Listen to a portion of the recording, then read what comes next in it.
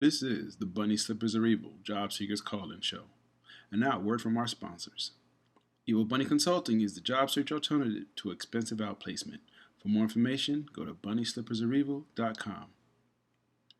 Let 3dresumes.net turn your resume into a web page with a customized domain for 12 months for only $30. Help hiring managers and recruiters find you and make your resume available 24/7 and get a free professional email address just for your job search. You can see my online resume at tyronegriffin.com, and to get your own, go to 3dresumes.net. If you are thinking or about to look for a job in today's world, you will find a new reality in the job search process.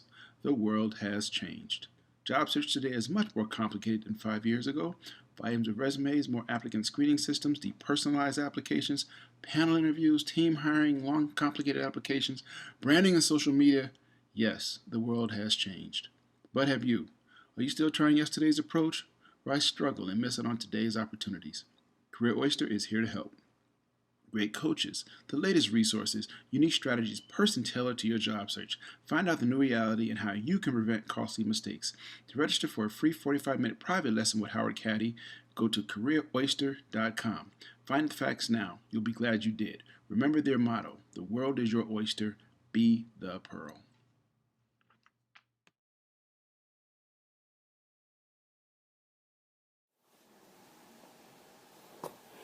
Well, good morning, everybody. Today is Saturday, March 11th, and this is the Secret Math of Money. Well, welcome again to another show. I hope you are having a great Saturday, and I hope you had a good week. Thank you for everybody who gave me feedback on the last show. If you didn't hear the show 2 weeks ago, it was on the financial collapse of 2007, and it was a fun show to do. I'm a geek like that. I enjoy getting into those types of topics. So anyway, but thank you for the feedback. Before we get into this week's show, my disclaimer: everything I say is my opinion. I don't have any degree. I don't have any certifications in financial planning or financial management. Anything I say is strictly for entertainment purposes. And if you follow any of my advice, you do so at your own risk and not mine. This is just my opinion on things. So, with that said, let's get into the show. Now, this week's topic is what is risk? And it really is a hard topic to discuss, to talk about, because everybody knows what risk is. But do you really know what risk really is? And do you know how much it impacts you? First thing, everything I looked up on risk, when I was doing the research, every definition of different kinds of risks had one word: probability. The risk is the probability of something going on. What does that mean? Say I use it in a sentence. There's a probability, there's a 50% or 70 or 80% probability that this will happen, that some event will occur. If there's a 2% probability, then people call that safe. There's a 82% probability, it could be called risky. The thing about risk, there is no real table. There's no real scale of what is risk. Okay, they can, we do stuff. We'll throw it on charts and say, well, this is risky because it's over here, and everything but this we consider high risk. Here's medium risk, and here's low risk. And they're arbitrary numbers that we pull up. Now, one thing you ought to understand about money and big, how Wall Street and the banks and everybody, when they talk about money, they always talk about what's the risk. I'm one of those kind of people, I've studied statistics and all of that, and I understand it, but at the end of the day, either 50% risk of two things. If you got two things to choose from, it's a 50% risk that one of those things is going to happen, period. By itself, either it will or it won't. You got three options, it's 33% chance. While I appreciate when people say something is very risky or not very risky, I think we're sold, sometimes, my opinion, we're sold a bill of goods. Here's the thing about risk. Let's talk about kinds of risk. You ever see those people that are working in a building and they're, 180, 190, 200 feet in the air, and they're walking around the catwalk and they're constructing a building. You know, you look at pictures of the World Trade Center being built or different skyscrapers being built, and you see these people walking around, and they're taking a risk because you know they could fall and die.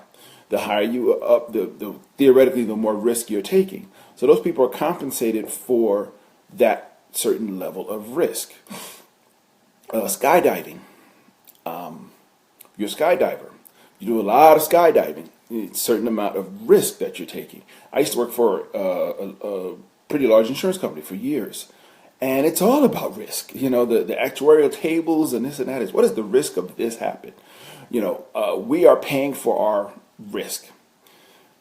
The thing is, with risk, particularly when you're talking about money, if you're trying to make money, you're trying to make a lot of money, you can be very, quote, safe, or you can buy safe investments, or you can buy risky investments, or you can buy what people consider to be somewhere in the middle.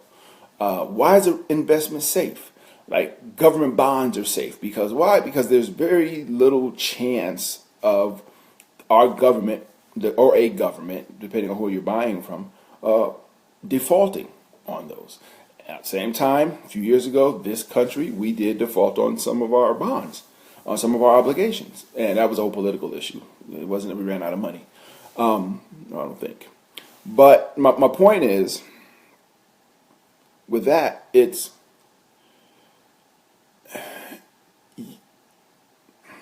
go back a couple of years, 20, 30 years ago maybe. A guy named Mike Milken came up with these, what they call junk bonds. And they were basically bonds that were issued. And what a bond is you buy the bond and they say over a certain period of time, we're going to give you a certain amount of money, and then at the end of the time, we give you money back. The risk there is, will the company that's backing those bonds, will they be around in 10 years or 20 years to pay you back what you gave them? But also, will they be able to make their payments every quarter, a month, or whatever it is? So that's the quote-unquote risk. Personal life, your risk, people evaluate your riskiness based on, you know, we have a thing called a credit score. The credit score is pure and simple. What is your risk? You know, when you get offered a credit card in the mail, they'll pull a credit rating. That rating, whether it's 500, 600, 700, 800, whatever it is, it's an evaluation of your, they call credit worthiness, but it's the risk that they've assigned a number to say, well, the likelihood that you would pay back this money that we loaned you. That's basically what they're looking at. Okay, it all boils down to that one little number. That's your riskiness. So risk, I mean, it's all over the place. Here's the thing. We take risks every day. If you drive to work, you take a risk. You get up, you take a risk.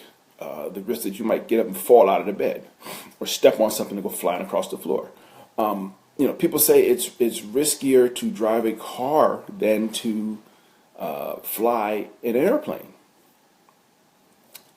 Yeah, it is. It's statistically speaking, you get into all these crazy numbers. And I mean, I understand why we have a lot of numbers sometimes. Don't get me wrong. I'm not poo-pooing math and statistics. I understand what we're looking for. But when it comes to risk, particularly with your investments, you have to decide for yourself, A, what is risky, and B, how much you're comfortable with assuming. You know, there's this term in investing called, you know, blue chip stocks. Those are the best of the best. You buy those companies, and you'll never go wrong until you do. Okay, there's this company there's a movie in the market in theaters right now called Gold, and it's a true story. About 30 some years ago, these guys found a gold mine, and everybody just threw money at them, and come to find out there was really no gold there. But they were a great company to invest in. People make millions every day investing in risky investment because of the other side of the probability. You know, you got say if somebody says this person, this this company, say, okay, this company, you buy a bond, and they say, well, this company is very risky. They have an 80% chance of defaulting. So that means out of 100, if there were 100 companies exactly like this, 80 of them would fail, would default on their bonds. 20 of them wouldn't. Okay, that's the thing. 20 of them wouldn't default. Okay, there's the other side of risk. It's an arbitrary number. I'm sorry to say that. I mean, there's all kinds of scientific calculations to come up with it, but risk is an arbitrary number. It is not. It's just a number. Somebody decided, here's a formula for determining what risk is, and here's if the number is here, we will say it's in the risky range versus the non-risky range. So, let's talk about risk from the standpoint of investing. From the investing standpoint, the banks will tell you to put your money in a bank because that's where it's safe. Okay, that's where if they tell you to put in 6 months of salary, they'll tell you to put it in the bank because it's safe. Your money is safe with us. You notice, I read an article years ago, they talked about how most banks have, their structure of the actual bank, the building has pillars and it shows strength. And that was a design aesthetic that they used to imply that we are strong and we are going to be here forever and blah, blah, blah, blah. It's all a mind game. It's like when you go to a casino, there ain't no clocks or windows. Okay, that's just how it is. I'm hoping my Facebook link doesn't go. I'm trying my old iPod to do this show with it. I'm praying to God it doesn't go. If it does go, I'm going to keep recording and I'll hopefully pop back up. But anyway, so again, that's the risk. That's a risk. And we're talking about investing in stocks. What is a risky company? I'll say this: don't let anybody tell you what a risky company is. Penny stocks. People put things into generalizations, and they'll say, "Well, penny stocks. Those are companies that are real risky," and blah blah. Maybe so, but here's the thing about even penny stocks. Penny stocks, you buy a stock for 4 cents, it go up a penny. You done made 25% on your money. Okay, say, well, the chances of it going down are pretty bad. Maybe not. Here's the thing: probability takes into account that risk takes into account that even blue chip stocks, even blue chip companies will fail. And even companies that you don't expect to blow up will blow up. Nobody expected, who was it? Pokemon Go. Nintendo came out with that out of nowhere. Boom, it blew up. People that own that stock, they didn't expect that. Boom, it blew up. The analysts didn't see it coming. Nobody did. And for like 4 months there, we were running around stupid, walking into fountains and everything because we were playing Pokemon Go. Okay? Hey, Latrina. Nobody expected that. Again, I invested in Enron. I mean, I didn't invest when it was up. I invested when it was like $1. But nobody expected that. So you can't always believe everything you hear the analysts say. The analysts are trying to keep you, quote unquote, safe, not actually trying to get paid. That's what they're all trying to do. You understand that? Analysts are trying to get paid. But when you start, if you want to invest in stocks, ain't nothing wrong with penny stocks. A penny stock it's just a price. It's just a number. That's all it is. It is just a number. Okay, I'm talking about money, baby girl. That's what I'm talking about, and risk. But people, here's the thing: people on Wall Street and in business, they make millions of dollars every day on one thing, playing the other side of risk. Say that's an 80% risky investment. Boom, they jump on it and they find out they do their homework and they find out they're in the 20%. Remember during the last, probably some of y'all too young to remember, but during the financial crisis. 2007, when everything went down the toilet. Ford, GM, Chrysler, all of them had government bailout money coming in. Ford didn't take any money. GM took a bunch of money. Chrysler took a bunch of money. The government came to Ford and said, here, we're going to give y'all some money. Ford was like, nah, deuces, we cool. We don't need no money. But Ford was a risky investment. I jumped on it for it. Why? Because I said these fools know something. They know something about their finances that it ain't as bad as everybody's telling everybody it is. Okay, you can mitigate risk by doing some research, and I'm not talking about doing 6 months worth of research. It took me 20 minutes to do some research on Ford, maybe even less than that. 10 minutes to do some research on Ford, and I realized that if there were 80% probability, that they were probably in that 20%, and I jumped my money into Ford, and I made a little bit of money off of that, but it was still risky, but you can mitigate that risk. And the thing about risk is, remember, it's just like when they give you a credit score. You got a credit score of 600, 580, real, 400, whatever it is. And you apply for a credit card and they talk to you on the phone and they tell you, well, you know what? You're a risk, so we have to charge you 29% interest rate. Why? Because there's a big probability that you might default, that you might not pay us back. So for us to assume that risk, we're going to charge you a lot of money. Okay? Well, here's the thing. If you get the credit card and you pay it all back, you paid them extra for nothing. They got their money back. Do they say, well, you did pay it back, so we probably shouldn't have charged you as much. We're going to give you some money back. No, they're not going to do that. Same thing, when I talked about insurance companies. When they talk about the probabilities and the tables, the actuarial tables on when you're going to die. They say a person 97 years old has a higher probability of dying than a person 25 years old. Well, if you took all the 97-year-olds in the world, took all the 25-year-olds in the world, because 25-year-olds, y'all dying, let's keep it real. 97-year-old folks are dying too. But if you're on the other side, it was a 90% probability you'll be dead in a year.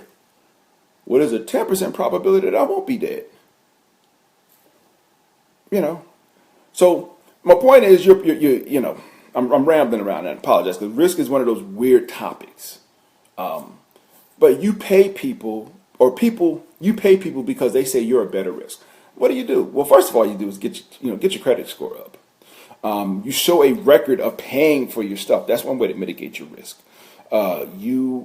People say, well, I go to the bank and they offer me 16% interest on my loan, and this guy down the road got 8%. Well, he has a, quote, track record of paying stuff on time.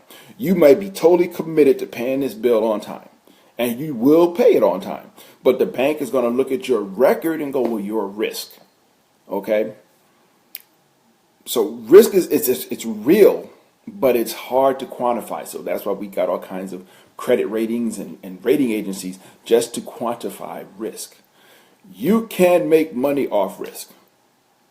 Okay? If you're willing to assume, quote, some risk. Risk only comes into play if somebody defaults. Remember that. It only comes in. It's only an issue if somebody defaults on the loan or something. That's the only time risk is really a factor. Other than that, you're paying for nothing. Okay, you're paying for somebody assuming that risk that is not real. So it's in a lot of companies' best interest to call you a risk. Why? They would call people risky because of where they live. History, we've done that in history. Well, you live in this neighborhood, and we've shown that people in that neighborhood don't pay their bills. Really? What's my record show? It's irrelevant what your record shows.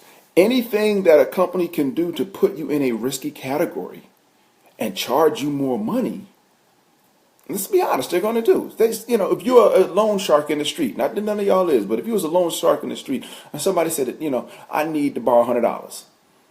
And you're like, yeah, okay. But since you coming to me, that means you can't get the money nowhere else. I mean, you're a risk. So I'm going to charge you 38.5% interest, due tomorrow. Why? Because I can. Okay, because I can charge you that. Okay? That's it, because I can. Because you need this money more than I need this money. And you're going to pay me for it. And because I got you by the short and curlies, I'm going to twist it a little bit. Okay? Don't get me wrong. If some of y'all ain't paying your bills and y'all messing it up for the rest of us, all right? That's a valid issue. But first of all, like I said, pay your bills. We did a show. I did a show about a month ago on how to create a personal budget. Create your personal budget, people. Sit down, look. Right now, you got your taxes back. Don't do nothing stupid with your tax money, please. Put something in the bank. Save something. Put something in an investment. Buy something. Buy an asset. Okay? Increase your assets with your tax return if you got one. Okay? But sorry, I digress. We're talking about risk. But pay your bills. That's how you reduce your number. That's how they reduce your money. Hey, Stacy, that's how you reduce your credit rating. Is pay your bills. Okay. Just because you get all of those. Here's a crazy thing about credit agencies, reporting agencies. They'll ding your credit report because somebody checked it. Think about that. You ain't take out no money, but because somebody checked your credit rating, they're going to ding you. They're going to lower your credit rating because somebody checked it. That's just stupid. I'm sorry. That's just stupid. Okay? That's like you're not going to date a girl because 5 other dudes asked her out and her quality is lowered. That's stupid. Okay? But pay your bills. That's number one, is pay your doggone bills, because, again, you mess it up for the rest of us. Don't take out, just because you get all those credit offers in the mail, don't take them out. People will throw money at you, and it's really, I'll get into credit cards at another time. But believe me, if they could give you 20 credit cards, they would give them to you. Because a couple things. One, because you'll buy something if you got it in your pocket. Another thing, even if you don't buy it, American Express, they charge you, $25, $50, or $80 annual fee. I don't even know what it is now. They got you on the hook for that annual fee. Here's something I'm talking about risk. I went shopping this morning, and I was talking to a guy in line, and I do a show on coupons, but I use coupons. Now, there's tons of coupons out there. Here's a perfect example of risk. There's tons of coupons out there in the Sunday paper, online, all over the place. But what does everybody say? I ain't got time to do coupons. So the coupon companies have very low risk of losing a ton of money. So what do? They put the bomb diggity coupons out there. They put 50% off. They put $9 off on a $10 item. Why? Because they know 3% of the people have historically used coupons. And they'll give it to them 3%, because then they can say, well, we offered the coupons to everybody. Nobody took them. Okay? This is when I talk about playing the other side of risk. If they say 3% of people use coupons and 97% don't use coupons, be in the 3%. What's the risk? It's a probability. Be in that 3%. If you're in that 3%, you're going to make out like a bandit and a half, okay? Because nobody else is doing it. Just like with investments, anything when you go contrary to what conventional wisdom is on any investment, you're going to make a lot of money if it doesn't go south. Because it's, quote, risky. So a lot of people won't get into it. So a lot of people won't jump to it because it's risky. Now, a lot of times, fund advisors, the people that are telling you that something is too risky, that's where they're putting their money. Because instead of getting a 4% return, they're getting 44% return. I was at a financial seminar, and this guy asked the question, how do I get a good return by reducing risk and reduce risk at the same time? They go hand in hand. Okay? Stock prices are not, put it like this. Okay, you buy a house. That's a risk. People buy houses for different reasons. Some people buy houses to sell them back. Some people buy houses like, I ain't moving. I don't want to move. I'm here because I hate moving. It sucks. So I'm in my house. I'm good. I ain't ever moving again, God willing. Well, some people buy houses with the intention of selling them in a few years, moving out. Some people refinance. I talked to somebody this morning, refinancing their mortgage. And they're like, well, in a couple of years, I'll refinance it again. They're taking a, quote, risk that a whole lot of things are going to go well. But if you buy a house, that's, the bank is being, they're assuming that you're going to pay this back over 30 years or, whenever you refinance. But you're taking a risk, particularly if you're buying something and your reason for buying that house is because you expect to sell it in 2 or 3 or 5 years. You expect the price of your house to go up. You expect that you won't trash your house so that it'll be worthless. But you're taking, quote, a risk. Okay? If the risk pays off, you're good. You know, if they say, well, there's a 70% chance that the prices won't go up, you're in that 30%, you're good. Remember that there's always that other percentage. There's always that other percentage. There's always, and on that other side is people making a ton of money. Okay. Angel investors that do invest in companies, you know, when they're startups. They go to angel investors and they go to these people who early investors, they call them or whatever, who they invest in these little companies. They've invested in, you know, places like Facebook and Twitter and all these big companies you see now. At one point, there were two guys in the garage or two guys in the dorm room with three girls in the library coming up with a company. And they're running around trying to get people to buy into their idea. And people took a chance with them because it was like, you know, the statistics show that only 1 out of every 100 startups actually go public or whatever. They best invest in them, but they invest in a bunch of them. Why? They ain't got to hit but one or two, and they're golden. You know, if you ever go to timeshare, if anybody owns a timeshare, and you go down and you see that line where they're giving the free tours, and they got lines around the corner, they're lining people up, giving them free tours, and they're feeding them, and it's like, why are they spending all this time? Because they ain't got to hit it but one time. They ain't got to hit but one, and it pays for everybody else's breakfast. Okay? They're taking on that risk. They say only 1 in 100 people will do X. Well, we don't need but 1 in 100 people, and we're rich forever.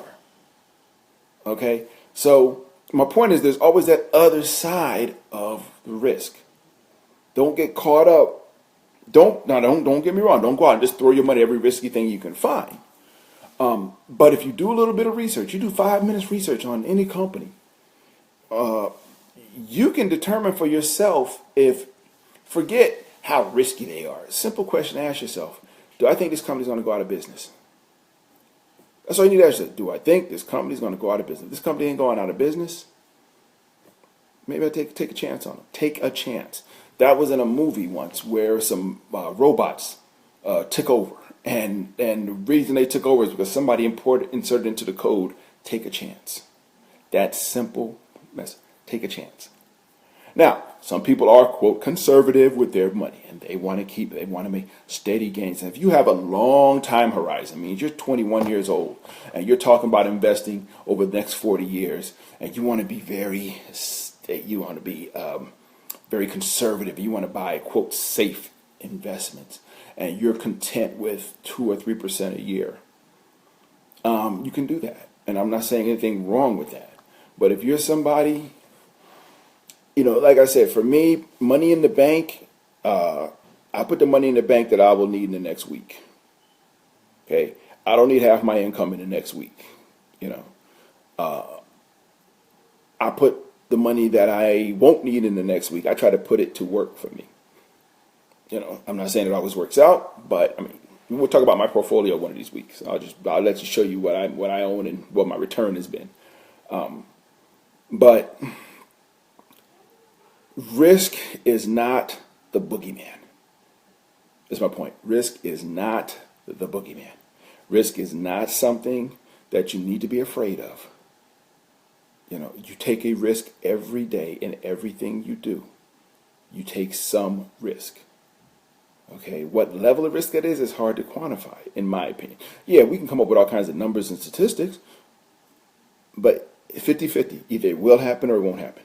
What's the likelihood of this event happening? Either it will happen or it won't happen. Okay, I can go do research and decide for myself if it's more likely that it will happen.